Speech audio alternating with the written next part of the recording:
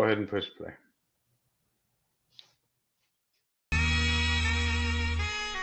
Putazos y Pendejadas Podcast.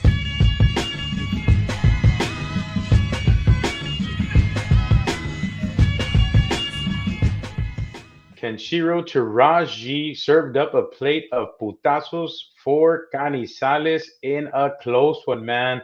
It was a close one, David. It was fun to watch, but Canizales got served up a plate of putazos, regardless of it being close. How did you see it? Well, Mark, I think they shared a plate of putazos. Both, Yeah, both of them, and I good about my prediction. If you saw the last video, I predicted that there would be putazos in this fight, and that's both right. fighters That's right. definitely delivered. I thought it was a close fight as well. There were some really hard rounds to score, but a very entertaining fight. A lot of back and forth action. Definitely fight of the year contender. Yeah, yeah, absolutely. Listen, it was a barn burner. In this one, I saw it. Both guys took the best of both guys. I think Canizales definitely put on one of his best performances against Kenshiro, and likewise, Kenshiro put on one of his best performances. We always see Kenshiro Teraji in a dogfight, and this was the same thing. It was a dogfight, but it was a little bit different because Canizales can bang, man. He's got 19 knockouts, and he put all of that on display with Kenshiro knocking him down one time. I mean, yeah, we've seen him get knocked out, but usually we've always said it. This guy's got a granite chin because he's always in a war and he gets hit all the time, right? And at this time in his career, he's not going to change. And he didn't change that with Canizales, and he paid for it getting dropped. It wasn't a hardcore drop, it was kind of a clip, but anybody else would have been lights out. He just went down and immediately jumped right back up. Now, he hurt Canizales earlier, to a round earlier, and Canizales took it a little bit worse. He fell down, almost tackling him, right? His instincts It were was a first to, shot. yeah, It it was was a a shot to shot, the top of the bam. head. You know what was amazing? Kenshiro connected that freaking ridiculous shot uncleanly.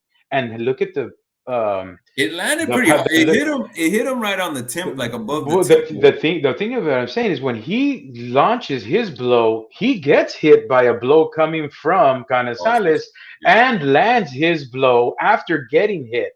If he doesn't get hit and lands that cleanly, I don't think we're talking about the fight that we got because he didn't land it clean and he put him in bad business. The guy tried to hang on, tackled him, got up, stumbled. I don't know how he survived that 1 minute, but he did survive it to knock Kenshiro down. And then we had a war from there. Mark, can we give a shout out to Canizales? I didn't expect Canizales. Admittedly, I didn't know that much about him. Just I took a little look at tape. I didn't really study him.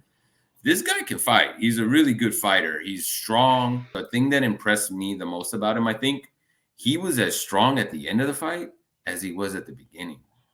And I think that's why you saw Taraji take a different tactic in the 11th and 12th rounds, where you saw him try to box and stick and move on Canizales. I think he was doing that because he knew Canizales was still strong at the end of the fight, didn't want to risk getting another knockdown and possibly affecting the scorecards with that. So shout out to Canizales, man. He really put up a really good fight against a very good fighter. Canizales did surprise everybody, but I mean, we should have known, right? 19 knockouts. And these guys at 108 are really hard to knock out. And he's got And a 19 former knockouts. champ. And a former champion at that. This was high level fighting. Both guys are really, really high level fighters. Canizales had a really, really good fight. Kenshiro did as well. They both had a really good fight. I just think Kenshiro won, took that knockdown better and recovered better than the other. So you can give it to him because of that. But we saw 10 brutal, brutal, brutal rounds. The 11th and 12th weren't as, but I think both of them were ridiculously spent. Both of them had to figure out a way to change their style to take it home. I think Kenshiro did a better job of it.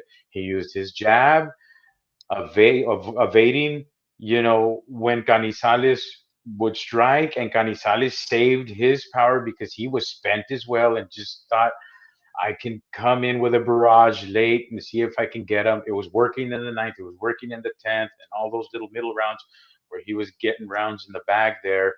But in the last minute of the 11th and the 12th, he tried to repeat the success he had in the last minutes of the ninth and the 10th, and it just was largely unsuccessful, and it just didn't work out anymore. I think Taraji took those last two rounds not easily but closely. His game plan of using the jab, evading him, and also his defense. We never see a lot of big time defense from Kenshiro Taraji, but not wanting to get into a dogfight, not wanting to trigger anything because I don't think he could pull the trigger on that right anymore. He just used the jab to win. Um, I think he did enough to win and pull it out. Yeah, in my eyes, I gave him the 11th for that because I thought his defense was a lot better, and he avoided getting hit. He didn't avoid getting hit in the 12th. I think Canizales landed the meaner punches on Taraji, and Taraji didn't answer back with anything for most of that round. Yeah, He even there was we talked about this part. He even turned his back on him at one point, almost yeah, trying to get away yeah. from the shots, and that was not a strong finish in my eyes. So I thought Canizales closed out the 12th round, and that's what ended up getting him a draw on my card. This morning they did mention that there had been a lot of talk about Kenshiro moving up to fight Bam, and Wow, they I missed that actually, part. yeah, no, they did say that. Now, That surprised me this did they morning. say did they suggest that, Mark, or No, they actually said, let's see now if Kenshiro will move up to fight Bam after this performance. So I myself would like to see a rematch. I myself wouldn't like to see him against Bam because Bam is one of my favorite Texas fighters, and I'm a homer and I'm a big Texas guy. But Kenshiro Taraji, man, is one of my favorite fighters. You know that I've been following him for a while, and I just don't want those two guys to meet up. But David, if they do, I have a question. Well, two questions for you. If this does happen and Kenshiro meets with Bam, um, will he be able to withstand the 15 championship fight experience, the pressure, the power, and the conditioning of a Taraji? And another question, how is Taraji going to fare with Bam's trap setting style, angles, and power himself? I don't think Bam struggles with Taraji, to be honest with you. I commend Taraji. I think that's a very bold and brave move for him. I don't think that fight ends well for Taraji. I think Bam washes him. I saw a lot of holes in the fight versus Canizales. I noticed that Taraji's feet, he fights very heavy footed. Like his feet are heavy. He can dart in and out when he wants to, as he evidenced in the 11th and 12th. But he doesn't look like he knows how to be effective in that style for a long time. Granted, it was the end of the fight. Granted, he was probably really tired when that happened. But Mark, Bam is on another level. Canizales is not known for having great footwork, and he was able to move on Taraji. Taraji couldn't pin Canizales against the ropes. He couldn't cut off the ring on him to trap him in the corners sometimes when he'd have him there. If he couldn't do that to Canizales, he has no prayer of doing that against Bam Rodriguez. I think Bam is too young, too good, and I think Bam washes him. I'd be very surprised if it's a competitive fight. It's going to be tough to decide on that one. You Anyway, don't think you don't think Bam beats him? I got that one being a close one. I don't know who I'm going to root for, to be honest with you. I like both of them a lot. I really, really like both of them. Both of them are really, some of my favorite fighters out there. We had Tenshin Nasukawa also on his third fight. He's looking really, really good. His transition into this sport is going really, really well.